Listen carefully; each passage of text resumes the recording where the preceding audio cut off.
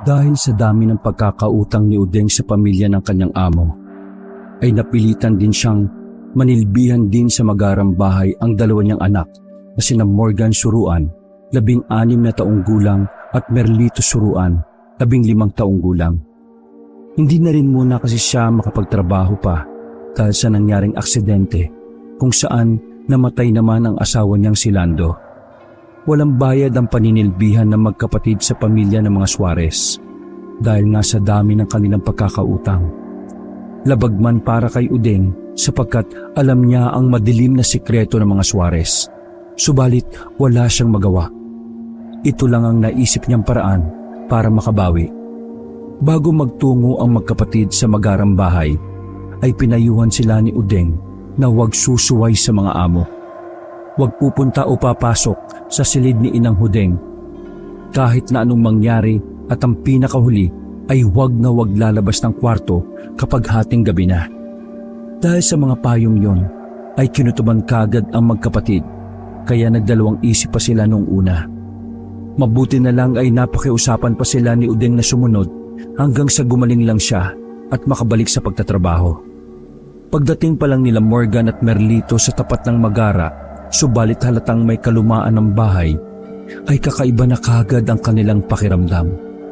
Sa bukana pa lang ay ramdam na nila ang madilim na puwersang bumabalot sa loob ng bahay. Sinundan pa yon ng kakaibang alulong ng kung anong nilalang na parabang galing lang din sa loob ng bakuran.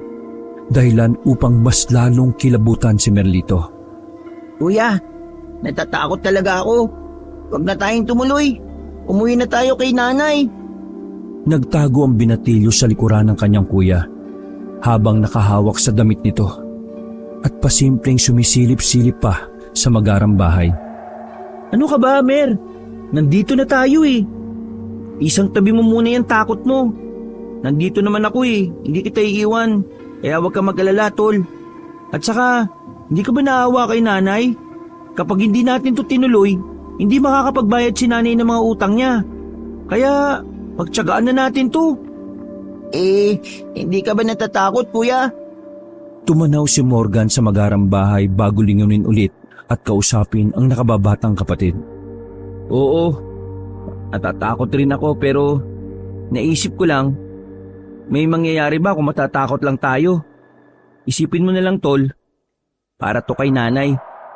Tara na sa loob, huwag kang maglala, pagkasama naman tayo eh. Kaagad nang pumasok ang dalawa sa loob ng bahay kung saan ay sinalubong sila ng mag-asawa, si Ginoong Emilio Suarez at Ginang Leticia Suarez. Muling nagtago si Merlito sa likod ng kanyang kuya pagkakita sa mag-asawa. Natakot kasi siya sa mga matatalim na tingin ng mga yon, kaya naman habang nasa likuran ni Morgan ay panay na ang dasal niya sa isipan. Kayo na ba ang mga anak ni Udeng? Sabay na napalunoklaway ang magkapatid habang naiilang na nakatanaw sa mag-asawa. Pasensya na at ngayon lang kami lumabas. May alaga kasi kaming nawawala eh. Hali kayo, pumasok na muna kayo't maupo. Sabay na naupo ang dalawa sa malambot na sofa. Si Merlito ay yumukod lang habang si Morgan naman ay nakipag-usap sa magiging amo nila. Naghapunan na ba kayo? Sabay na tumango ang magkapatid, kaya nagpatuloy sa pagsasalita ang Ginoo. Kung ganun eh, sumunod muna kayo sa akin bago kayo samahan ng asawa ko sa magiging kwarto ninyo. Wala silang inaksayang oras ng gabing yon. Sumunod nga sina Morgan at Merlito sa kanilang amo. Dinala sila ng Ginoo sa likod bahay at tinungo ang isang bodega kung saan malayo pa lang ay naaamoy na nila ang balansang dugo sa hindi kalayuan. Natatakot na napatakip ng ilong si Merlito habang napapahigpit ang hawak sa balikat ng kanyang kuya na nung mga sandaling yon ay medyo kinakabahan na rin matapos nilang maamoy ang nasabing dugo. Ilang saglit pa'y huminto silang tatlo sa tapat ng bodega na may 2 pinto. Mas lalong napahigpit ng pagtakip sa ilong ang magkapatid nang mapansin sila na Ginoong Emilio. Tinapik nito ang kanilang mga kamay na ikinagulat nilang pareho. Bakit kayo nagtatakip ng mga ilong niyo? Magsasalita sana si Morgan para magpaliwanag ng kanilang pagtatakip ng ilong, Ngunit biglang binalingan ng Ginoo ang nakababata niyang kapatid na nung mga sandaling yon ay halatang halata ang panginginig ng katawan dahil sa takot. Namumutla rin kasi ang mukha ng binatilyo habang tila maiiyak na dahil sa mga nalaman. Pagkatapos ng nakatutunaw na tingin ay saka muling tumalikod ang Ginoo at tumarap sa pintong nakasara. Nakahinga naman ng maluwag si Merlito kasunod ng pag-akbay sa kanya ni Morgan bilang pagpapalakas ng loob. "Huwag kang kabahan. Nandito lang ako sa tabi mo. Pangako, hindi kita iiwan, tol." Tumango lang si Merlito habang nagpupunas ng mga mata sapagkat patulo na ang kanyang luha anumang oras. Ilang saglit pa'y marahan ng binuksan ng Ginoo ang 2 pintong nakasara at tinunghayan naman ito ng magkapatid kahit punong-puno sila ng takot ng mga sandaling yon. Nang tuluyan ang mabuksan ng pinto ay mas lalong umalingasaw ang malansang dugo na sinabayan na rin ng nakakasulasok na amoy. Dito sa bahay, madalas masayang ang mga karne dahil sira na ang palamigan ng bodega. Kailangan ko ngayon ng katulong sa pagtatanggal nito mga ito. Hindi ka agad nakakilos sa magkapatid dahil sa pagkagulat. Nang mapansin naman sila ng Ginoo, ay napabuntong hininga na lamang ito bago magwika ulit. Puntahan niyo na lang muna ang asawa ko sa sala, ha? Magpahinga na muna kayo at bukas na natin ayusin tong bodega. Agahan niyo ang gising mga bata. Ayaw ko ng tinatanghali ng gising. Nakakaintindihan ba tayo? Sabay na tumango ang magkapatid na parang hindi pa rin makapaniwala sa kanilang nakita. O sige na, lakad na ron. Ano pang iniintay niyo? Bakit nakatayo pa kayo dyan? Dali-dalingang bumalik ang 2 binatilyo sa kinaroroonan ni Ginang Leticia para itanong kung saan ang tutulugan nilang silid. Sinamahan nga sila ng Ginang papunta sa kanilang silid. Nagtaka naman ang magkapatid dahil sa halip na sa ibabang kwarto sila dalhin ay sa 2 palapag sila nagpunta. Magara rin ang kwarto at talatang hindi ito tinutulugan ng isang kasambahay. Ipinapaalala ko lang mga iho. Malamang nasabi na rin naman siguro ng nanay ninyo. Kapag hating gabi na, iwas-iwasan yung lumabas ng silid. Minsan kasi nakakakawala ang alaga naming mabangis katulad ngayon. May sarili namang banyo ang kwarto ninyo kaya hindi na kailangan lumabas pa kapag kumagat na ang dilim. Dahil sa sinabing yun ng Ginang ay muli na namang kinutuba ng magkapatid.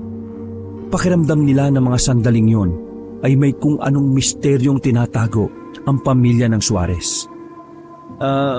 Ma'am, ano po bang magiging trabaho namin?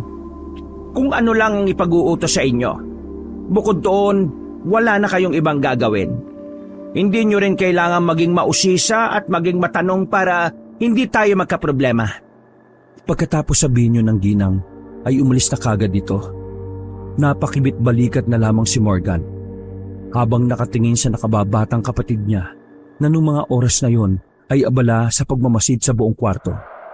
Uy tol, anong ginagawa mo? Napansin ko lang kuya, tong kwarto parang bakod na bakod. Tingnan mo tong bintana, doble lang yung harang sa labas. Tapos pansin mo yung mga kalmot na yun sa salamin oh. Kinakabahan talaga ako kuya sa lugar na to. Napakamot ulo na lang si Morgan kasunod ng pagsara ng pinto. Pagkadakay, nilapitan niya ang nakababatang kapatid at sinipat nga rin kung ano ang binubusisi nito. Sa totoo lang ay kinakabahan din siya lalo na nung makita nila ang bodegang puno ng mga karne ng hayop na ang iba ay inaamag na pero sa kabilang banda ng kanyang isip ay isinantabi niya ito dahil kailangan nilang matulungan ng ina sa pagbabayad ng utang. Wala lang yan.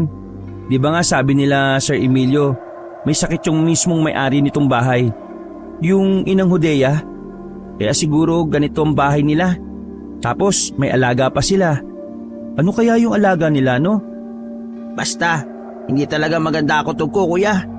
Kapag gumaling si Nanay Uding, hindi ko na siya pagtatrabuhin sa lugar na ito. Maghanap ako ng maayos na trabaho sa bayan, kuya. Hindi naman na umimik si Morgan. Naglakad na lang siya papunta sa malambot na kama at saka humiga. Pagkatapos noon, ay seryoso niyang tinitingnan ang kisame bago lingunin ang nakababatang kapatid. Matulog ka na. Maaga pa tayo gigising bukas. Narinig mo naman ang sinabi ni Sir Emilio, di ba? Pagkasabing yun ay pinatay na ni Merlito ang ilaw at tumabi na sa kanyang kapatid. Kahit hindi pa inaantok, ay pinilit niya lang ang sarili dahil sa maaga pa silang babangon kinabukasan para tumulong sa paglilibing ng mga hayop na hindi na mailuluto pa. Ilang saglit pa nga'y biglang lumingon si Merlito sa kanan matapos marinig ang nakatatanda niyang kapatid na humihilik na. Napailing na lang siya dahil sa bilis nitong makatulog. Ito naman si kuya oh. Napakaingay talaga matulog.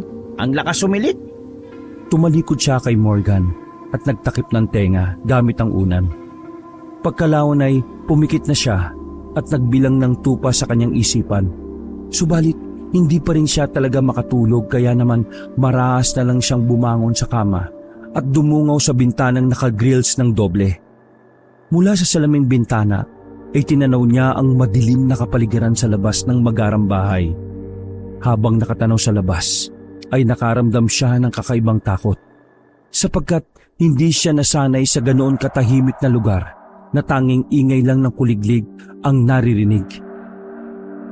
Sa lugar kasi nila, kahit papaano'y magkakalapit pa rin ang mga bahay. Hindi katulad dito na nasa pinakadulo at nasa likuran ng burol, kaya madalang ang mga bahay at mga taong napapadpad. Isa rin sa dahilan kung bakit pinangingilagan ng pamilya Suarez dahil ilan sa mga sabi-sabi na mayroon nga raw kakaiba sa kanila. Para hindi na makasaksi pa ng kung anong nakakatakot na bagay, ay hinawi na lang ni Merlito ang kurtina. At pagkatapos ay bumalik na siya sa kama para pilitin ang sarili na matulog. Ang kaso ay pahiga pa lamang siya nang marinig niya ang mahinang ingay ng hayop mula sa labas ng silid. Ha? Ano yun? Marahan siyang naglakad papunta sa pintuan at pagkatapos ay marahan ring binuksan ang pinto hanggang sa mas malinaw niyang narinig ang umiiyak na kambing. Bakit may kambing dito? Yun ba ang pinapakain nila sa sinasabi nilang alaga? Hindi na niya halos natapos ang sinasabi dahil mula sa inaaninag niyang bahagi ng bahay ay nasipat niya ang anino ng isang tao, bit-bit ang nasabing hayop. Muli niya ring narinig ang ingay ng kambing na mas lalo pang nagsusumigaw kaya naman dali-dali niyang isinara ang pinto. At dahil sa kaba ay napalakas ang pagsasara niya kaya naman nakalikha siya ng kalabog. Sa sobrang pagkatarantay, nagmamadali subalit maingat siyang tumakbo papunta sa kama at muling nahiga. Narinig niya kasi mula sa labas ang mabilis na yabag ng isang tao na parabang papunta sa kanilang silid. Habol hiningang pumikit si Merlito at nagpanggap na natutulog na. Kasunod noon ay dinig na dinig niya ang mahinang langit-ngit ng pinto ng kanilang silid na parabang mayroong nagbukas. Maya-maya pa, nang maramdaman niyang wala na ang tao, ay marahan niyang iminulat ang mga mata. Subalit laking gulat niya dahil nakabukas na ang pinto ng kanilang kwarto. Hindi ko ba nalak yung pinto? Hindi na niya natapos ang sinasabi sapagkat nang mapabaling siya sa kanilang paanan, ay doon niya nakita ang isang matandang babae. Namumula mga mata nito at matalim ko makatingin. Nakasimangot at sabog-sabog ang kulot na buhok. Otomatikong nagtayuan ang balahibo niya sa katawan dahil sa nerbiyos. Para ring may mga nagkakarerang daga sa kanyang puso dahil sa bilis ng pagkabog nito. Hindi na nga niya napigil ang sarili dahil sa sobrang pagkasindak. Tulong Kuya Mor! Gising! Dahil sa lakas ng pagsigaw ni Merlito, ay napabalikwas ng bangon si Morgan na nagulat din matapos makita ang matandang babaeng nasa harapan nila. Ilang saglit pa nga'y nagtungo na rin doon ang mag-asawang Suarez. At nang makita nila ang matanda na nakatayo sa paanan ng magkapatid, ay tila natatarantang nilapitan ni Ginang Leticia ang matandang babae at inakay ito. Halika na, Inang Hodea. Doon na po tayo sa kwarto mo. Habang sinusundan ng magkapatid ng tingin ang nasabing matanda, ay kabado pa rin sila ng mga oras na yon. Naisip kasi nilang bulto o aswang ang matanda na bigla nalang pumasok sa kanilang silid. Siya ang inang ko. ang may-ari nitong bahay, si Inang Hodea. Pagpasensyaan niyo na ang pagpasok niya. Mahilig na kasi talagang tumakas si Inang at mag-alagala. Kaya ugaliin niyong mag-lock ng pinto kapag matutulog na kayo, ha? Tumangutangon na lamang ang magkapatid dahil hindi nila alam ang magiging reaksyon sa mga sandaling yon. Pareho silang naging lutang dahil sa mga pangyayari. O sige na't matulog na ulit kayo. Ating gabi na rin. Basta bukas, alas 6 ng umaga gising na dapat kayo para tulungan ako sa bodega. Nang umalis na si Ginoong Emilio, ay kaagad na inilak ni Morgan ang pinto at dali-daling tumabi sa nakababata niyang kapatid. Binuksan mo ba yung pinto? Umamin ka. Huwag ka magsisinungaling sa akin, ha? Kilala kita kapag hindi ka nagsasabi ng totoo. Dismayadong tumango si Merlito. Kaya naman napakunot noo ang kanyang kuya Morgan. Bakit mo naman binuksan yung pinto? Nagtangka kang lumabas, no? Ay nako, Mer naman. Hindi ba't sinabi na nga ng amo natin na huwag nang lalabas kapag gabi? Tigas naman ang ulo mo. Paano kung nahuli ka nga ng mga amo natin? Di napalayas tayo nang wala sa oras. Paano pa makakabayad ng utang si Nanay Udeng yan kung mangyari yun? Pinilit namang depensahan ni Merlito ang kanyang sarili sa pag-aakalang mauunawaan siya ng nakatatandang kapatid. Ano kasi kuya nakatinig ako ng umiiyak na kambing. Naisip ko lang na baka yun ang pinapakain nila sa sinasabi nilang alaga. Oh, katulad pa rin ang sinabi ng mga amo natin, sumunod na lang tayo at huwag na maging mausisa para wala na mangyaring gulo at di na maulit to. Diyos ko naman unang gabi pa lang natin dito Sige kuya, sorry na. Napabuntong hininga na lamang ng malalim si Morgan habang pinagmamasdan ang nakababatang kapatid. O sige na, matulog na tayo. Dahil bukas malamang yan marami tayong gagawin. Matapos niya yung sabihin ay humiga na siya at tumalikod sa kapatid. Ganoon na rin ang ginawa ni Merlito, subalit nanatili siyang nakadilat habang nakatanaw sa kisame. Hindi pa rin kasi maalis sa isipan niya ang itsura ni Inang Hodea nang makita niya ito kanina. Para bang hindi tao ang tingin niya sa matandang babae. At sa pagkakatanda nga niya ay parang napansin niyang may dugo-dugo ito sa labi, pati na rin sa mga kamay. Hindi niya lang masyadong napansin dahil natakot na rin siya ng gusto kanina. At isa pa'y medyo madilim sa silid sapagkat nakapatay na ang ilaw. Matapos ang pagbumuni-muning yon, ilang saglit pa nga'y narinig na naman niya ang mahinang paghilik ni Morgan. Sinyalis na tulog na ang kuya niya. Nakaramdam na naman siya ng inggit sapagkat kahit saan talagay madali lang makatulog ang kanyang kuya. Hindi ito namamahay katulad niya. Kumikit na lamang siya at pinilit na magbilang ng mga tupa sa isip. Subalit hindi naman niya inaasahan na muli niyang maaalala ang narinig na umiiyak na kambing kanina bago pumasok sa kwarto nila si Inang Hodea. Subalit kahit hindi maganda ang kutob niya sa nasabing magarang bahay, ay inisip na lang ni Merlito ang sinabi ng kanyang kuya na kailangan nilang gawin yon para makatulong sa kanilang nanay na ngayon ay nagpapagaling pa. Para sa iyo, Nay. Basta po, magpagaling ka, ha. Diyos ko, ingatan mo po kami ng kuya ko habang nandito kami. Kung anumang sikreto at kadilimang bumabalot sa lugar na ito, huwag niyo pong hayaan na mapahama kami ni Kuya Morgan, ha. Amen. Halos pagkatapos ng kanyang pagdarasal, biglang umikot paharap sa kanya si Morgan at saka tumanday ng paa at kamay. Nagsalita rin yon kahit natutulog na. Matulog ka na. Maaga pa bukas. Marami pa tayong gagawin Huwag kang matigas ang kokote, Mer, ha. Sige na, tulog na.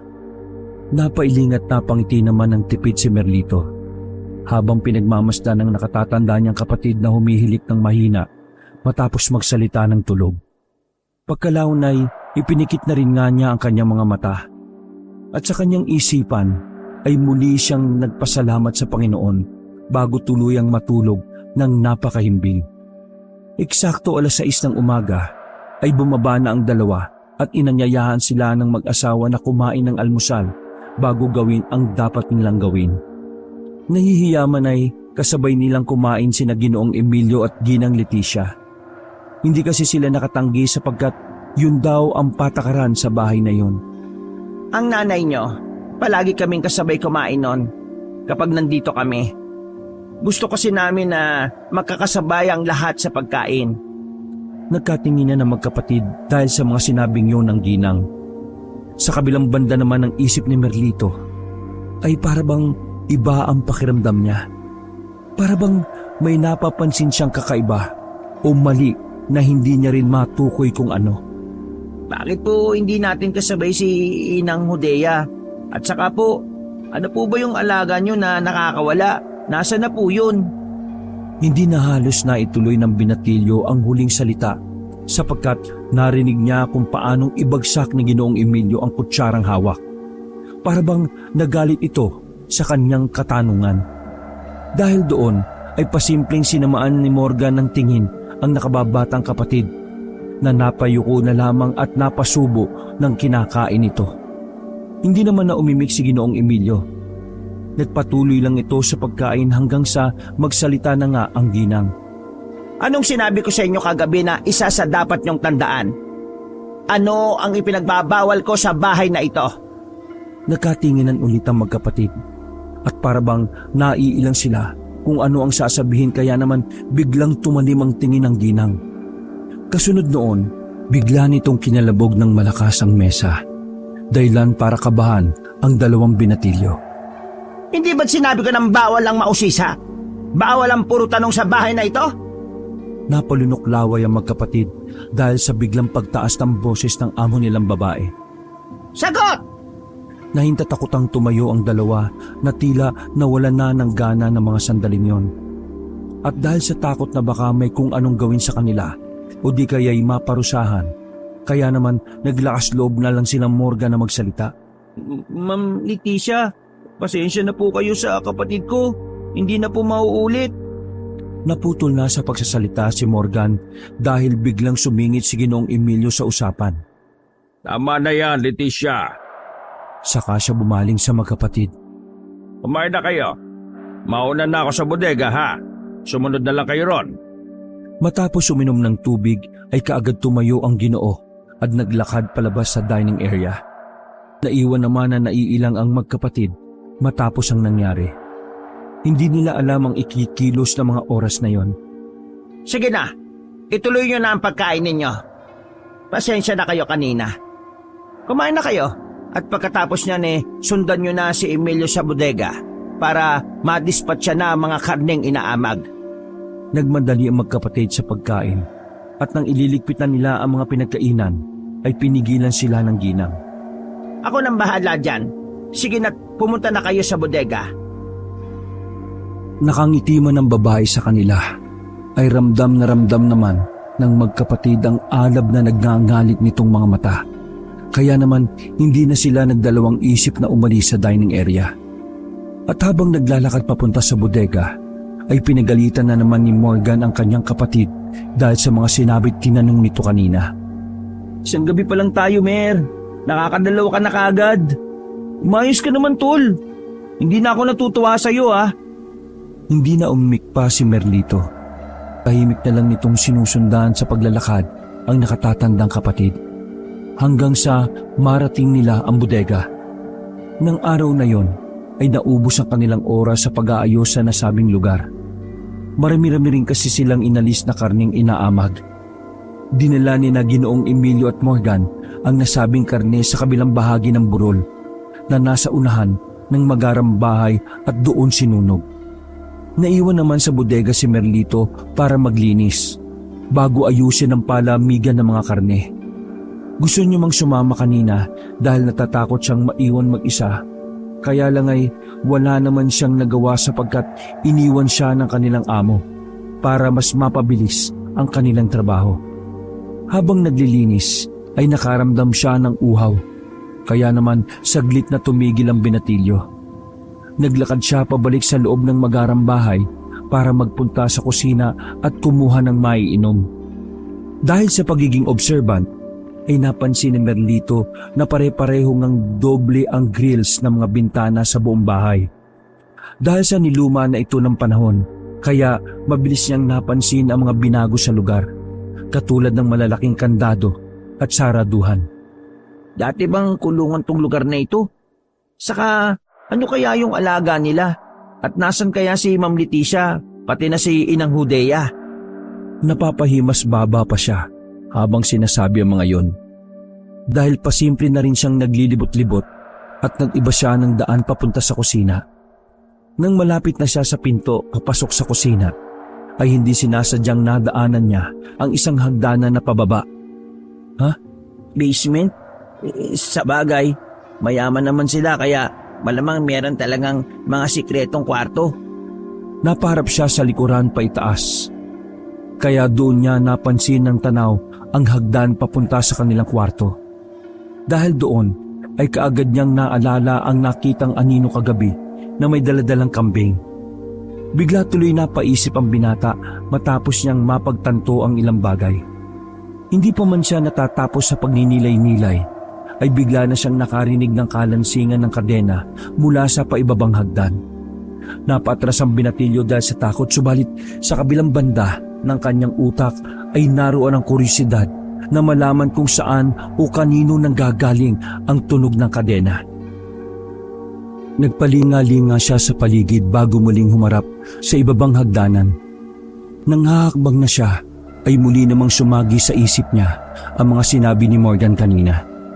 Isang gabi pa lang tayo dito, Mer. Nakakadalawa ka na kaagad. Umayos ka na, tol. Hindi na ako natutuwa sa'yo, ha? Matapos maisip ang mga yon, napahimas batok na lang siya at muling umatras. Kukuha lang talaga ako ng tubig, Tapos babalik na ako sa paglilinis. Hindi pa niya natatapos sa mga sinasabi nang bigla na naman niyang narinig ang kalansing ng kadena mula sa basement. Mas malakas ito kaysa sa nauna at bukod doon ay mayroon na rin siyang naririnig na boses na parang mahinang gumagaralgal. Nang desidido na siyang bumaba para makita kung ano ang sikretong dapat malaman sa basement, ay saka naman niya nadinig ang sasakyan kung saan nakasakay sina Ginoong Emilio at ang nakatatanda niyang kapatid. Dahil doon ay dali-dali siyang tumakbo papunta sa kusina at pagkatapos ay kumuha ng maliit na pitsyel saka nagmamadaling dinala sa bodega. Naabutan niya si Ginoong Emilio at Morgan na kabababa lang ng sasakyan. Nakapaglinis na po ko. Halos nakalahati ko na po, sir. Kumuha lang ako ng maiinom na tubig. O sige, magtrabaho na kayo. Dapat matapos nyo yan ngayong araw, ha? Dahil bukas, may magdadala na naman ng panibagong karne rito. Malayo sa kabias ng tong lugar natin kaya nag-iimbak tayo ng mga pagkain. Pagkatapos noon ay tiningnan lang ng Ginoo si Merlito bago pumasok sa loob ng bahay para maglinis ng katawan. Nagpatuloy naman ang magkapatid sa paglilinis ng nasabing bodega. Eksakto 8:00 ng gabi nang tuluyan silang matapos sa paglilinis. Pagod na nagtungo ang magkapatid sa kusina kung saan ay nakahanda na ang kanilang hapunan. Wala na roon si Ginoong Emilio dahil ayon sa asawa nito ay nagpapahinga na yon at mahimbing na sa pagtulog. Maiwan ko na kayo rito. Dapat bago mag-alas 9 tapos na dapat kayo at nakapasok na sa kwarto. Iwan nyo na lang ang mga napagkainan at wag nang linisin pa. Naiintindihan nyo ba o kailangan ko pang ulitin? Nagkatinginan muna ang magkapatid bago tumango kaya kaagad umalis sa dining area ang ginang. Nang matapos na sa pagkain ay hinayaan na nga nilang nakatiwangwang ang mga pinagkainan sa lamesa. Pagdating sa kwarto ay nakaramdam kaagad ng uhaw si Merlito sapagkat nalimutan niya pala na uminom ng tubig pagkatapos kumain. Kuya, babalik lang ako sa kusina. Saglit lang kasi hindi pala ako nakainom ng tubig. Napakamot noon naman si Morgan bago magsalita. Bilisan mo na lang, Mer. Alam mong malapit na mag-alas 9 ng gabi. Baka mamaya ay mapagalitan na naman tayo sa ginagawa mong yan Oo, kuya. Mabilis lang ako, promise. Kukuha na rin ako ng tubig natin para kapag nauwaw tayo mamaya, meron tayong maiinom. Dali-daling lumabas ng kwarto si Merlito at muling bumalik sa kusina. Pagkatapos niyang uminom at kumuha ng pitsyel para dalhin sa kwarto, ay hindi naman sinasadyang napalingon siya sa pintuang papunta sa nakita niyang basement kaninang hapon. Dahil doon ay muli niyang naalala ang narinig na kalansing ng kadena sa nasabing basement. Kaagad niyang inilapag ang pitsyel sa lamesa, subalit hawak-hawak pa rin niya ang baso habang tila kusang humahakbang ang kanyang mga paa papunta sa lugar na yon. Nang malapit na siya'y napansin niya si Ginoong Emilio na pababa doon at may dala itong buhay na malaking manok. Ha? Akala ko ba natutulog na si Sir Emilio? Bakit may dala siyang manok? Parang yung kagabi lang, kambing naman. Siguro, pakakainin niya na naman yung sinasabi nilang alaga. Ano kaya yung alaga nilang mag-asawa? Mas lalong nadagdagan ang mga katanungan niya sa isip. Kaya naman nang makababa na ang Ginoo sa hagdanan, ay marahan siyang lumapit sa pinakabukana at pasimpleng sinilip pababa ang kanyang amo. Wala siyang maaninag dahil madilim ang ibaba ng hagdan. Subalit mahina naman niyang naririnig ang mga nangyayari roon. Muli na namang kumalansing ang mga kadena katulad ng narinig niya kaninang hapon. Pagkatapos noon ay nakarinig siya ng iyak ng tila isang matandang babae na parang nakikiusap. Ha? May iba pa bang tao dito bukod sa amin at kay Inang Hudea? Ito ba yung sinasabi niyang alaga? Naku po! Ilang saglit pa'y narinig na nga niya ang pagsigaw ng manok hanggang sa para na tong nagkakakawak at nahihirapan. Hindi nang tagal ay bigla na lang nawala ang ingay ng manok at napalitan yon ng nakakatakot na alulong at ungol. Ang alulong at ungol na yon ay biglang nagpatayo ng mga balahibo ng binatilyo sa kamay at batok. Para siyang naistatwa sa mga narinig sapagkat nanunood sa kalamnan ang hatid ng nakakakilabot na alulong. Dala ng pagkatarantay, bigla siyang napaatras at hindi sinasadyang nabitiwan ang hawak na basong stainless. Dahil doon ay nakagawa ito ng ingay habang gumugulong-gulong pa ibaba ito ng hagdan. Mas lalong lumakas ang ungol matapos nitong marinig ang ingay ng baso. Kasabay noon ay paulit-ulit na nagkakalansingan ng kadena na parabang mayroong gustong kumawalang halimaw mula sa basement na yon.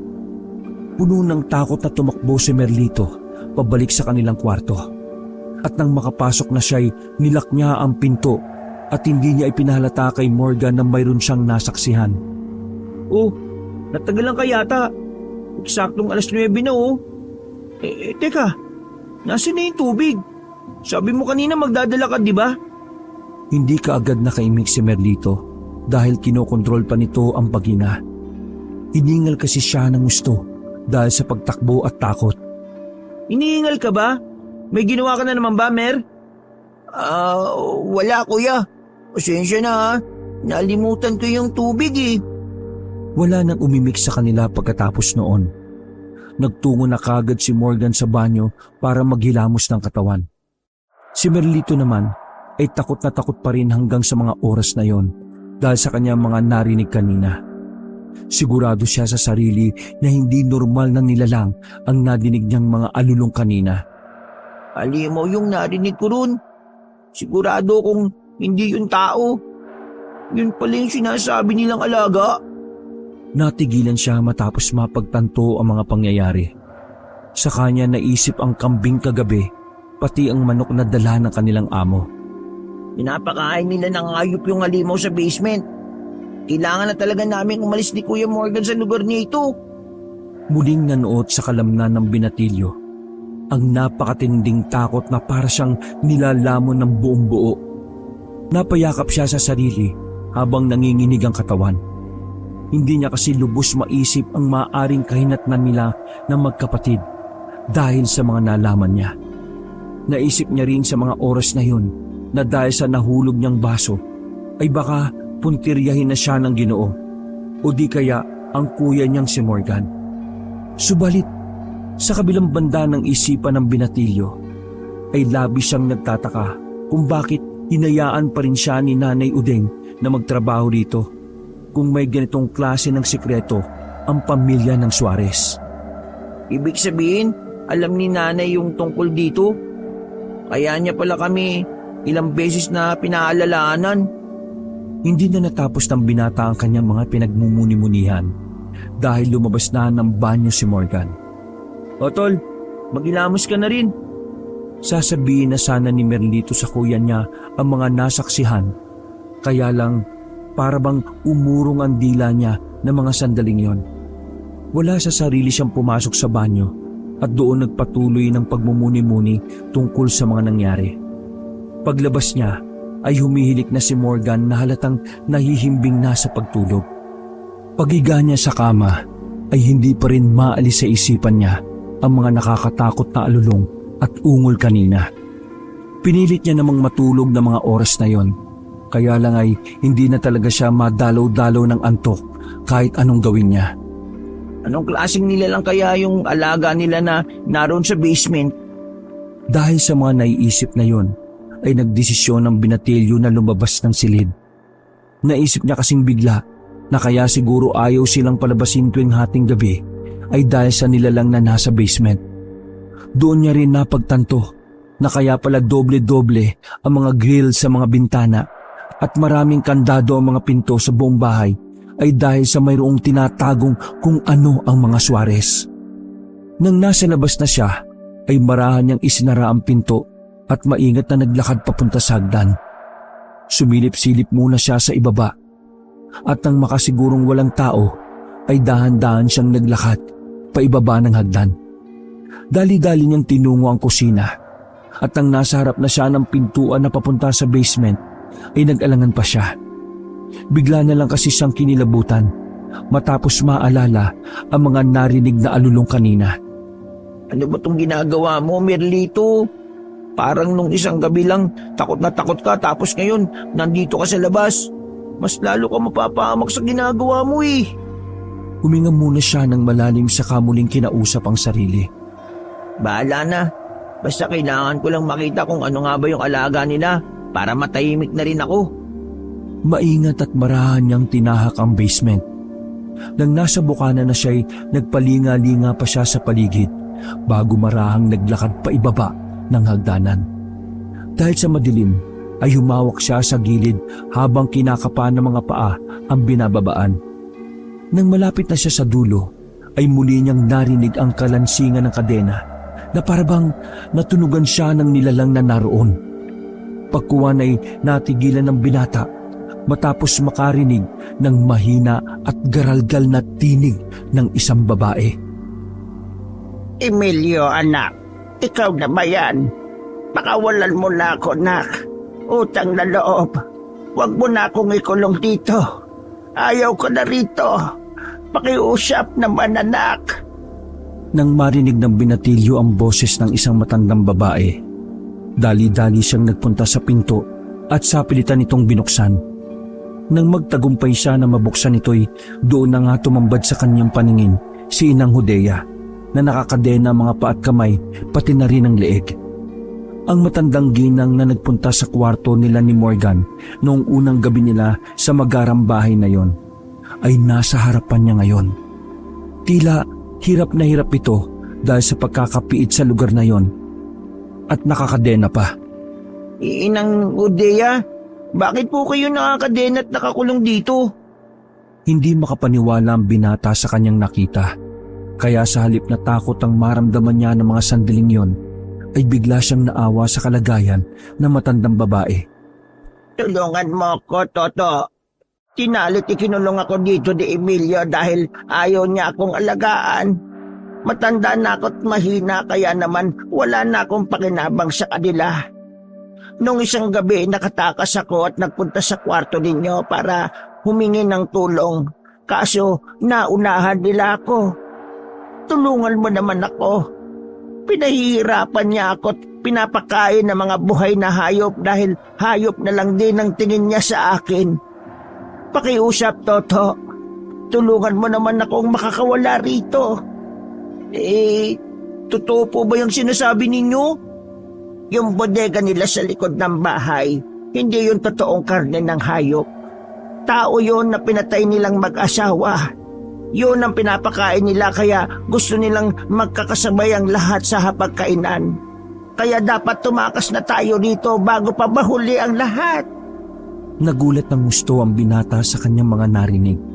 Kaya naman nilapitan niya kaagad ang matandang babae at pilit na tinatanggal ang pagkakakadena, subalit mahigpit yon at mayroong susian. Napansin niya rin na may mga kakaibang letrang nakasulat sa kadena, subalit hindi niya maintindihan ang ibig sabihin nun. Pumukaw din ang atensyon niya ang kwintas na may itim na pendant na nakasuot dito. Nasa kwarto ni Emilio ang susi. Kunin mo tong kwintas at isuot mo para may panlabang ka sa kanila. Masasamang halimaw sila kaya kailangan mo ng proteksyon. Sige po. Huwag kayong mag-alala. Tutulungan ko po kayong makatakas ngayong gabi na to. Tatakas po tayong 3 ng kuya ko. Wala nang inaksayang oras si Merlito. Kinuha niya ang kwintas sa matandang babae at saka ito isinuot. Pagkatapos noon ay dali-dali niyang tinungo ang silid ng kanyang mga amo. Hindi na rin niya nagawang gisingin pa ang nakatatandang kapatid dahil sa pagmamadaling makatakas sa lugar na yon. Nang nasa silid na siya ng mag-asawang Suarez, ay marahan niyang hinanap ang sinasabing susi hanggang sa makita niya nga ito kaagad na nakalagay sa ibabaw ng tukador. Kinuha niya kaagad ito subalit nang lalabas na siya ng silid ay biglang nagising si Ginoong Emilio at nakita siya. Hoy, anong ginagawa mo? Naputol na ang sinasabi ng Ginoo dahil kaagad tumakbo ang binatilyo palayo. Inabol naman niya ito habang sumisigaw at nagmumura. Walang hiya kang bata ka! Magnanakaw ka! Hayop ka! Umanda ka kapag nahuli kita! Dahil sa ingay na yon ay nabulaho ang lahat ng nasa loob ng bahay. Parehong nagising sina Ginang Leticia at Morgan. Tumakbo naman kaagad si Merlito papunta sa kusina kung saan nakita niya ang kanyang kuya na pababa ng hagdan matapos makarinig ng mga ingay. Anong ginagawa mo, Mer? Bago pa matapos ng binatilyo ang kanyang sinasabi, ay nakita niya nang magpang-abot sa bandang kusina sina Merlito at Ginoong Emilio, kaya naman kaagad siyang sumunod doon upang umawat. Nakita niyang nagpapambuno ang dalawa hanggang sa umabot ang mga ito sa dining area at sa lamesang hindi pa nakaligpit sila naghabulan. Kuya, tulong! Bilisan mo! Tara dito! Dahil sa taranta ni Morgan, ay napatakbo na lang siya sa kinaroroonan ng dalawang nagpapambuno hanggang sa natigilan lang silang lahat matapos makarinig ng malakas na putok ng baril. Nang mapatingin ng 3 lalaki sa bukana ng kusina, ay nakita nila si Ginang Leticia na nagngangalit. Tumigil ka! Kung hindi, papuputokan kita, hayop kang bata ka! Sige, subukan mo! Kundi tutusok ko tong tinidor sa leeg ng halimaw mong asawa! Kahit hindi naiintindihan, ay naguguluhang lumapit si Morgan sa nakababatang kapatid na noong oras na yon ay sakal-sakal ang nangihinang Ginoo habang nakatutok ang tinidor sa leeg nito. Anong ginagawa mo, Mer? Anong nangyayari? Kuya, ang halimaw sila. Yung bodega, hindi karni ang mga nandun kundi mga napatay nilang tao. Ang sinasabi nilang alaga nila, si Inang Hudeya yun. Nakita ko siya at nakakulong siya ngayon sa basement. Doon oh! Napalingon silang lahat sa direksyong itinuro ni Merlito. Pagkatapos siya namang banggitin ng mga sinabi kanina, ay biglang namutla ang mukha ng mag-asawa. Hindi mo kami naiintindihan. Tumigil ka, halimaw! Nasabi na sa akin ni Inang Hudeya na ang sasama nyo para ikadena sa tikulong. Bitiwan mo ang baril mong yan. Kung ayaw mong itara ko sa liig ng asawa mo tong tinidor, iagos mo rito ng maraan niyang baril.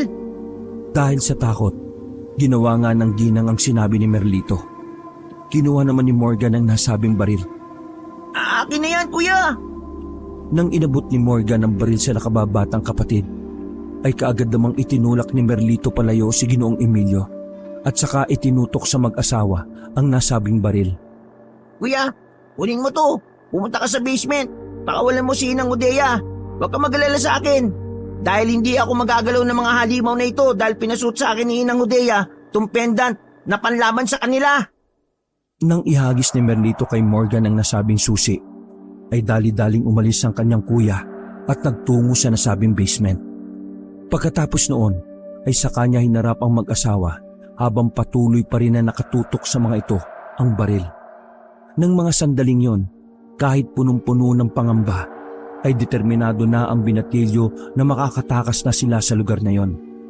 Sa isip niya, kahit anong mangyari, ay tatakas sila sa lugar na yon. Huwag kayong lumapit. Kapag gumalaw kayo, papuputukin ko to. Hindi mo alam ang sinasabi mo. Parang katulad ng hindi mo alam sa paggamit ng baril na yan.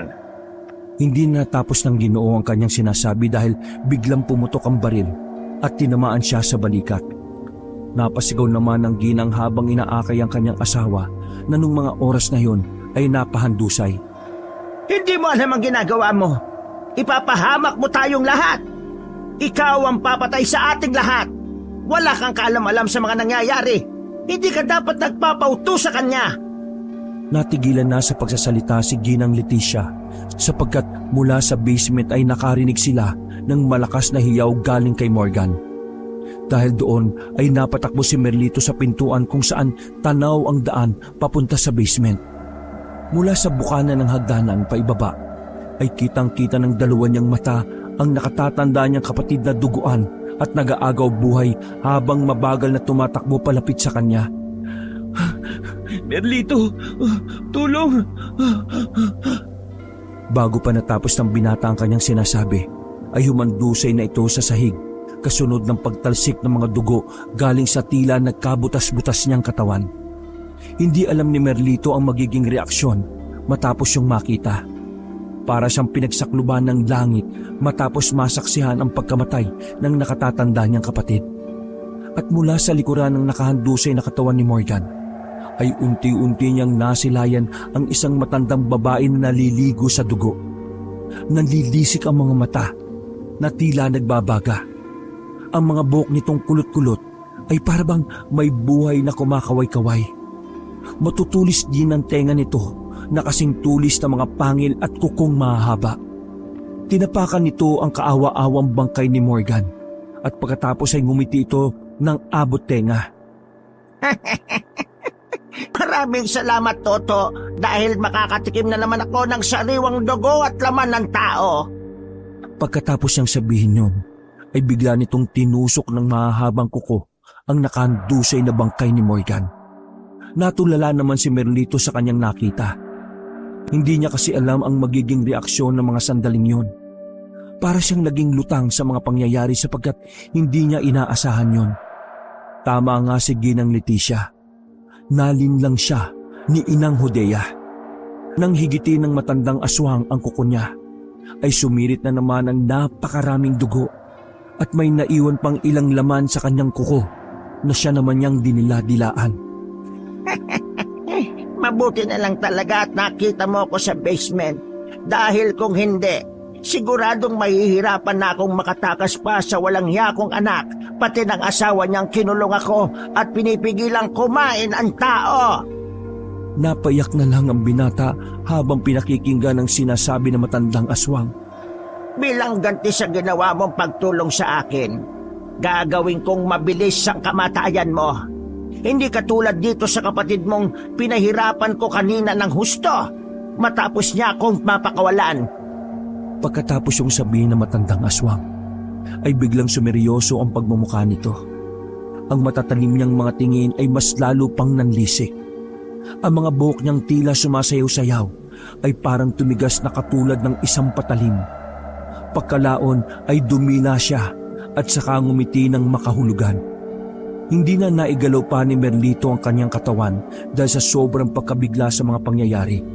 Kaya naman nang lulusobi na siya ng matandang aswang, ay biglang humarang si Ginoong Emilio at pilit na pinigilan ng kanyang ina. Umalis na kayo! Magtago na kayo! Bilisan niyo! Walang hiya ka, Emilio. Bakit pa ba kita naging anak? Papatayin na lang kita para wala na akong problema. Total, hindi mo naman ako tinuring na ina. Doon lang parang natauhan ang binatilyo matapos niyang makita si Ginoong Emilio na nakikipagpambuno sa matandang aswang. Kitang-kita niya na kahit na nahihirapan ang lalaki sa pakikipaglaban, ay sinisikap nitong ibalik ang ina sa ibaba ng basement. Subalit, mas malakas na ang kalaban sapagkat nakatikim na ulit ito ng dugo at laman ng tao. Ang huling nakita ni Merlito ay tinusok ni Inang Judea ang ulo ng sariling anak gamit ang mahahabang kuko. Tumagos yun dahilan ng kamatayan ng Ginoo. Tumagas ang napakaraming dugo at pagkatapos noon ay hindi pa nakontento ang matandang aswang. Winasak nito ang tiyan ni Emilio dahilan ng pagkakaduwal ni Merlito. Pagkatapos sa mga nasaksihan, ay natataranta siyang tumakbo habang sinusundan si Ginang Leticia na hindi rin alam kung saan pupunta. Sasakyan! Pumunta po tayo sa sasakyan! Kinuha mo yung susi. Hindi na tayo makakatakas sa lugar na ito. Tatakbo tayo hanggang sa mahuli niya at mapatay. Dahil sa mga narinig ay tila wala na sa sariling napasunod na lang ang binatilyo habang naiiyak at naduduwal pa rin sa mga pangyayari. Para siyang nilamon ng matinding takot na mga oras na yon matapos ang kanyang nasaksihan. Kaya habang palabas sila ng magarang bahay ay wala na siyang maintindihan. Tila ba namanhid na ang buo niyang katawan dahil sa pinagalo-halong emosyon. Nang medyo malayo na sila sa nasabing bahay ay huminto si Ginang Leticia sapagkat pagod na rin ito sa pagtakbo. Napasandal naman ang binatilyo sa puno at doon humagulgol ng pag-iyak habang hawak-hawak ang baril. Pagkakita sa kanya ng ginang ay kaagad siya nitong nilapitan at saka sinampal ng ubod lakas. Kumising kang hayop ka! Huwag kang umiyak-iyak dyan dahil ikaw ang may kagagawa nito! Ikaw ang nagpakawala sa aswang na matagal na namin kinukulong sa magarang bahay na yon. Kung nakinig ka lang sana sa mga sinabi ko, hindi sana mangyayari ito sa kapatid mo at sa asawa ko! Napaiyak na rin ang ginang habang hinahampas-hampas ang binatang nanlulumot humahagulgol dahil sa mga nangyari. Ngayon, kung gusto mong mabuhay, makinig ka sa akin. Tumingin ka sa akin, hayop kang bata ka! Ganun na nga ang ginawa ni Merlito.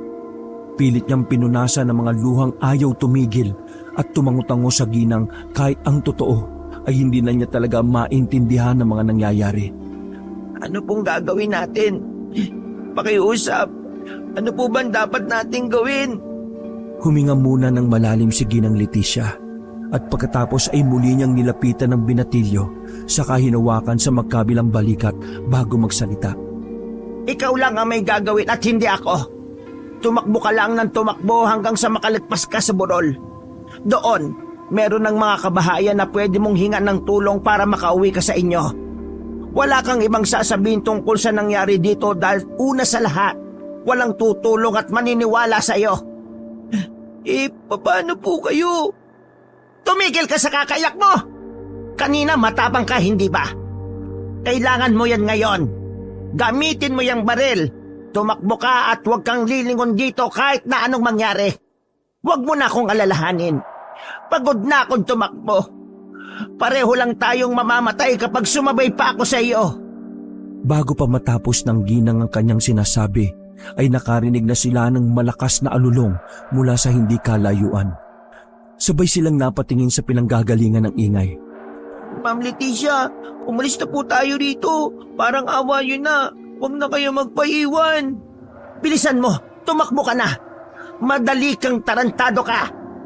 Huwag mo na akong intindihin, tumakbo ka na. Mas lalong lumakas ang alulong na kanilang naririnig, pati pag-ungol. Kaya naman wala nang nagawa pa si Merlito kundi tumakbo na lang ng tumakbo sa kadiliman ng gabi. At katulad ng sinabi ng ginang sa kanya, tinahak na lang niya at nagdire-diretso lang siya hanggang sa makalapit na siya sa kabilang bahagi ng burol, kung saan sinunog ni na Ginoong Emilio at Morgan ang mga inamag na karne. Noong nandun na siya, ay walang inaksayang oras ang binata. Tumakbo pa rin siya ng tumakbo hanggang sa hindi kalayuan ay narinig na nga niya ang pagsigaw ni Ginang Leticia. Sa gitna ng katahimikan ng gabing yon, ay umalingaw-ngaw ang nakakakilabot na hiyaw ng kamatayan ng ginang. Nang mawala na ang tinig, ay bigla namang narinig ng binatilyo ang malakas na alulong at ungol ni Inang Judea mula sa hindi kalayuan. Dahil doon, ay mas lalo pang binilisan ng binata ang pagtakbo. Hindi na rin siya sigurado kung saan siya mapupunta. Dala ng pinaghalong takot, pagod, pagsisisi at pagdadalamhati, ay parabang umikot na lang ang kanyang paningin Eksakto 4:00 ng madaling araw ay huminto siya sa ilalim ng mayabong na puno habang humihingal kabayo. Pagkatapos noon ay napasandal na siya roon dahil sa kawalan ng pag-asa. Naiyak na naman siya pagkalaon matapos maalala ang nangyari sa pinakamamahal niyang kapatid. Kuya Morgan, sorry. Hindi ko sinasadya. Mali ako. Maling-mali yung ginawa ko. Gusto ko lang naman tumulong eh. Napahagulgol na naman siya ng mga oras na yon sapagkat hindi niya matanggap na nang dahil sa katangahan at pagiging utu-utu niya ay humantong sa ganito ang lahat. Doon naisip ng binatilyo na gamitin ang baril at iputok ito sa kanyang ulo. Subalit bago pa niya nagawa yon ay mayroon siyang narinig na tunog ng sasakyan mula sa hindi kalayuan. Nang ilibot niya ang tingin sa madilim na paligid, ay sa kanya nasilayan ng liwanag galing sa nasabing sasakyan. Kahit papaano ng mga sandaling yon, ay nakaramdam siya ng pag-asa na makakaligtas na siya sa malagim na gabing yon. Kaagad niyang isinuksok ang baril at saka mabilis na tumakbo papunta sa nasabing sasakyan. Nang makita niya ang truck, ay inabangan niya ito at hinarang hanggang sa tumigil sa kanyang harapan. Bumaba ang nagmamaneho, samantalang nanatili naman ang pahinante. Pakiusap po. Pangkasin niyo po ako. Kailangan ko na pong makauwi. Hindi po ako masamang tao. Ginawa ng binatilyo ang lahat ng klase ng pagmamakaawa hanggang sa payagan nga siyang makasakay ng mga ito. Nakaramdam naman ang kaginhawaan ng binatilyo sapagkat alam niyang sa mga oras na yon ay ligtas na siya't makakauwi na. Subalit sinabi sa kanya ng tsoper na mayroon muna silang dadaanang lugar sapagkat tuwing ganong oras sila nagbabagsak ng karne sa magarang bahay na nasa likod ng burol. Nang marinig yun ni Merlito, ay mabilis na nagbago ang ekspresyon ng kanyang muka. Ang takot ay muling nanuot sa kanyang pagkatao hanggang sa agaran siyang lamunin nito. Bumilis ang pagtibok ng kanyang puso na parang may mga dagang nagkakarerahan at gusto nang lumabas mula roon. Pakiusap po. Ibalik niyo na po at huwag na po kayong tumuloy. Napakunot noo ang tsoper at pahinante dahil sa kanyang mga sinabi. Mamamatay tayo kapag tumuloy po kayo, kaya pakiusap bumalik na tayo. Bago pa man niya matapos sa mga sinasabi ay nakarinig na sila ng malakas na alulong mula sa hindi kalayuan. Kasunod noon ay natanaw na nga nila ang magarang bahay mula sa hindi kalayuan. Bumalik na tayo, pakiusap! Nandyan na yung aswang! Eksaktong pagkasabi niya noon ay muli sa harapan na tinatahak nilang daan ay biglang bumagsak si Inang Hodea. Mabilis na napahinto ang truck ng mga karne at nailawan nito ang nasabing aswang, kaya naman kitang-kita nila ang kabuuan ng matandang babae. Ang nangungulubot nitong mukha, ang buhok na nagmistulang matatalim na sandata, ang matutulis na tenga, nanlilisik na mga matang tila nag-aapoy, ang naglalaway na bibig na may mahabang pangil at matatalim ring mga kuko. Nakangiting abot tenga silang hinarap ng aswang habang inilalabas ang napakahabang dila. Kita mo nga naman, babalik ka rin pala, Merlito. Nagpakahirap ka pa sa pagtakbo. Pagkasabing yon ay saka nito inihagis ang ulo ni Ginang Leticia na tumama sa unahan ng sasakyan. Nang makita yun ng tsoper at pahinante, ay nataranta rin sila katulad ni Merlito. Umalis na tayo rito, bilis! Kaagad pinaandar ng tsoper ang truck at walang pakundangan niyang binunggo ang nakaharang na aswang na tumalsik at gumulong-gulong. Pagkatapos noon ay mabilis na inikot ng tsoper ang sasakyan. Saglit itong huminto para tunghayang muli sa side mirror kung anong nangyari sa aswang. Manong, ano pong ginagawa niyo? Umalis na tayo rito! Natigilan na si Merlito sa kanyang sinasabi sapagkat kitang-kita nila mula sa side mirror na unti-unting bumangon ang aswang na binundol nila. Matapos makita at marinig kung paanong maglagatukan ng mga buto nito, ay doon mas lalo silang nahintatakutan.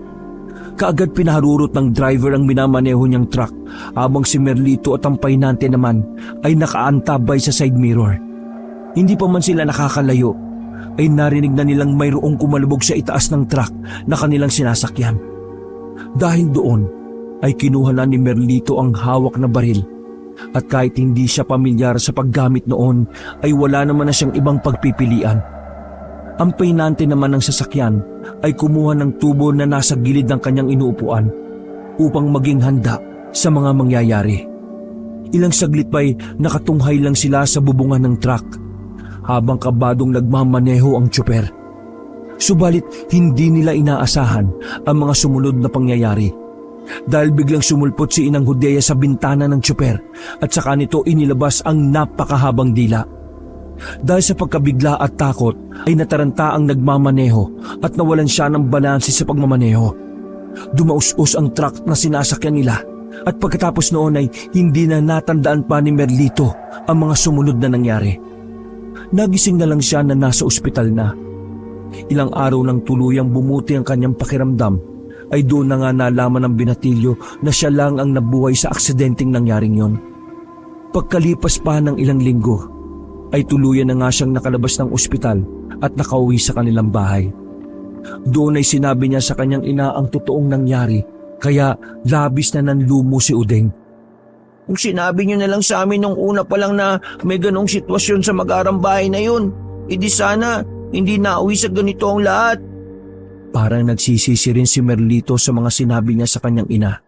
Kaya naman bago matulog ay humingi rin siya rito ng tawad. Nang gabing yon, habang nakahiga at nakatingin sa kisame, ay muling napaisip si Merlito. Katulad ng gabi-gabi niyang pinagninilay-nilayan. Papaano at bakit nga ba ako nakaligtas sa aksidente? Maraming beses niyang iniisip kung papaanong nangyari na nabuhay siya. Subalit wala naman siyang maalalang kahit na ano. Naisip niya tuloy na milagro na lang talaga ang nangyaring yon. Hanggang sa mayroon siyang maalala. Hinawakan niya ang suot na kwintas na may pendant na kulay itim. Ito ang suot noon ni Inang Hudea na tinanggal niya at hanggang ngayon ay palagi niyang suot at hindi inaalis sa kanyang leeg. Ano bang meron sa kwintas nito? Siguro nga ito yung nagligtas sa akin. Dahil doon ay marahan niyang tinanggal ang kwintas para mas makita ito. Nang hindi na niya yon suot-suot, ay bigla siyang nakaramdam ng kakaibang init sa katawan. Init na parabang sinusunog ang buo niyang pagkatao pati ang kaluluwa niya. Dahil doon ay napatayo siya hanggang sa mabitiwan niya ang nasabing kwintas. Ilang saglit pa'y mas lalong uminit ang nararamdaman niya na parang nag-aaboy ang kaibuturan ng kanyang pagkatao. Nay! Nay! Tulong! Pagkatapos ng sigaw niyang yon, ay nakaramdam na siya ng matinding pagkahilo. Tila ba mabilis na umikot ang kanyang paningin hanggang sa umandusay na siya sa sahig. Hindi pa natatapos doon ang kanyang paghihirap sapagkat bigla na landing na nakita ang kanyang tiyan. Sakit na parabang may kung anong bumabakbak sa kalooban ng kanyang sikmura. Nay Udeng! Tulungan niyo po ko! Ang sakit ng tiyan ko! Nay! Napasukan na ng napasukan ang binata at eksakto namang dumating ang kanyang inay na galing sa paglalaba ng kanilang mga damit. Nagulat ang ginang matapos makita si Merlito na sumusuka ng napakarami. Mas lalo silang nagimbal na mag-ina matapos makita ang mga isinukan ni Merlito. Itim na itim ito. Naglalabas ng napakabahong amoy. Ano nangyayari sa akin, Nay? Ang sakit sobra ng tiyan ko. Muli na namang sumuka ang binata. Kaya mas lalong nataranta ang kanyang ina. Nang aakayin na ni Merlito si Udeng, ay nagulat ito sapagkat napakainit ng kanyang anak. Nakakapaso ang init ng katawan nito, kaya nabitiwan niya rin kaagad. Nay, ang sakit-sakit ng tiyan ko. Hindi ko na po kaya. Sa muling pagsuka ni Merlito, ay bigla itong nanahimik na dahilan naman ng pagtataka ng ginang. Tumigil sa pamimilipit ang binatilyo at pagkatapos ay marahan itong tumayo. Nay! Nay! Marahang nilapitan ni Udeng ang kanyang anak at hinawakan itong muli. Laking pagtataka nga niya sapagkat ang matinding init ng katawan ng binata ay humupa na. Subalit sobrang lamig naman ito na parang nagyeyelo. Nang inangat niya si Merlito ay laking gulat nga niya matapos makita ang kakaibang wangis ng binatilyo. Namumutla ang pagmumukha nito at naglalaway. Nay, ano nangyayari sa akin? Ano tong nararamdaman ko? Kasunod ng mga katagang yun, kumalam ng malakas ang tiyan ng binatilyo. Doon na napatras si Udeng habang natutup ang bibig. Pagkatapos noon ay bigla siyang napaluha ng tahimik habang pinagmamasdan si Merlito na hindi na maganda ang kalagayan. Nay, Udeng, ang tiyan ko.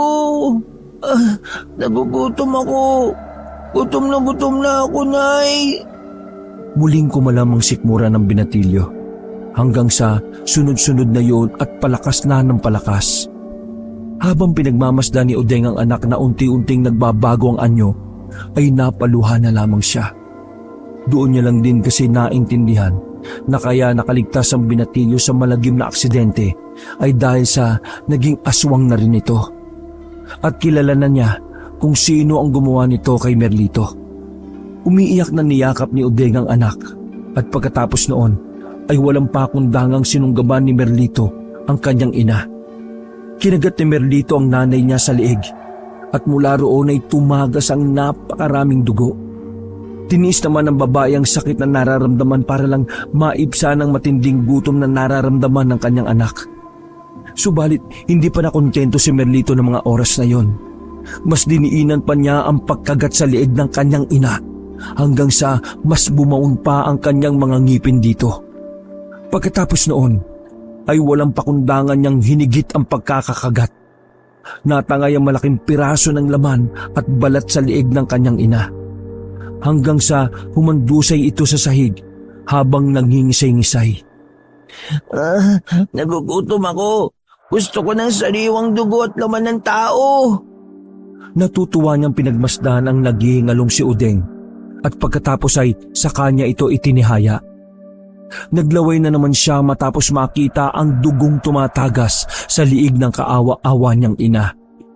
Pagkatapos noon ay wala sa sarili niyang winakwak ang tiyan nito at isa-isang binungkal ang mga laman loob na parang wala lang. Sinilat niya ang lahat ng makita niya hanggang sa walang matirang lamang loob. Nang makaramdam na siya ng kabusugan, ay doon na tuluyang huminahon ang kanyang pakiramdam at natauhan. Pagkakita ni Merlito sa kanyang ina, ay sa kanya lang napagtanto ang mga bagay-bagay. Ang karumal-dumal niyang ginawa, ang pagpatay sa sariling ina. Nay, ano tong ginawa ko, Nay? Hindi! Hindi! Halos mabaliw si Merlito ng gabing yon dahil sa nangyari. Hindi niya sukat akalain na siya rin mismo ang papatay sa kanyang ina, katulad ng ginawa niyang pagpatay kay Morgan matapos siyang maloko ni Inang Hudea. Inuntog-untog ng binatilyo ang kanyang sarili hanggang sa tumigil lang siya matapos maramdaman ng isang presensya na biglang dumating. Walang iya ka! Anong ginawa mo sa akin? Bakit mo ako ginawang aswang? Sana pinatay mo na lang ako! Tumawa lang si Inang Hudea habang nakatingin sa binatilyong naiiyak at punong-puno ng pagsisisi. Ikaw ang nagmakaawa na gusto mong mabuhay. Hindi mo na ba natatandaan? Nang sabihin niyong na matandang aswang, ay doon na nga nanumbalik ang mga alaala ni Merlito noong aksidente. Naghihingalo na rin siya ng mga oras na yun, subalit nakiusap siya kay Inang Hudea na hayaang mabuhay dahil ayaw niyang mamatay. Tinupad ko lang ang gusto mong mangyari bilang ganti ko sa pagpapalaya mo sa akin. Ngayon, ikaw nang bahala sa sarili mo kung ano ang susunod mong gagawin. Sa isang iglap ay parang bula na nawala sa hangin ang matandang aswang. Sa sobrang sakit naman ng nararamdaman, ay sumigaw na lang ng sumigaw ang binata habang niyayakap ang lasog-lasog na katawan ng kanyang ina. Pagkatapos ng pangyayaring yon, ay hindi na nakita pa si Merlito sa kanilang lugar. Isinuot niya rin ulit ang kwintas upang malabanan ng sarili sa pagkain ng sariwang dugo at laman ng tao. Nagpaikot-ikot lang siya sa kanilang lalawigan nang hindi namamalayan ng mga tao at matapos makilala at magkagusto sa isang babae, ay pinilit niyang mamuhay ng tulad ng dati. isang normal na tao. Subalit hindi nagtagal ang pagsasama nila ni Leida. Matapos siyang mapagtanto, natatanda ang kanyang asawa at anak habang siya ay mananatili sa kanyang anyo. Bago niya iwan si Leida at ang isa nilang anak, ay ikinuwento niya muna rito ang lahat-lahat ng mga pangyayari sa kanyang buhay. Nagpagala-gala lang siya sa kanilang lalawigan hanggang sa makaramdam na rin siya ng pagod. Doon niya naisipan na bumalik sa magarang bahay kung saan niya naabutan si Inang Hudea. Gusto ko nang mamatay dahil gusto ko nang makasama ang mag-ina ko. Sabi mo sa akin kung paano. Hindi ka naman kumakain ng tao, hindi ba? Hindi. Kung ganon, tanggalin mo lang ang kwintas. Ganoon lang, kadali. Wakas,